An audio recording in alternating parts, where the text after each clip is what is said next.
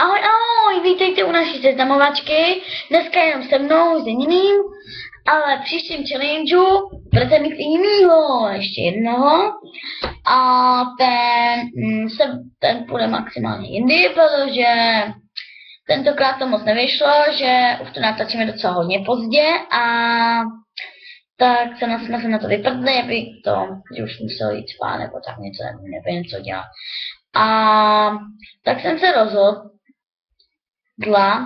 že vám uděláme takovou seznamovačku. Je to, kde budeme natáčet challenge, takže třeba Chany Bunny, pálivý challenge, to je náš vymyšlený, takže to potom budete mít.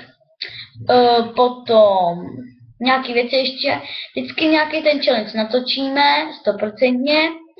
A co ještě říct? No, budeme natáčet hodně moc.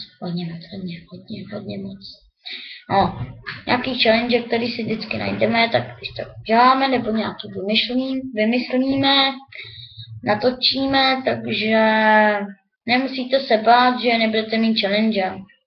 Tohle video nebude zrovna nejkratší, protože občas budete i hlasovat, co byste víc chtěli, takže vlastně třeba počkáme 2 týdny, z čeho bude víc, to dáme. Takže chtěli bychom, kdyby náhodou, tak bychom hodně byli rádi za ty odběry, lajky, nějaký ty dobrý komentáře, no a tak dále. Tak, to by bylo asi v té seznamovačce všechno, když tak v příštím díle to nějak zvětšíme, nebo tak něco. Takže jakoby, že to uděláme líp.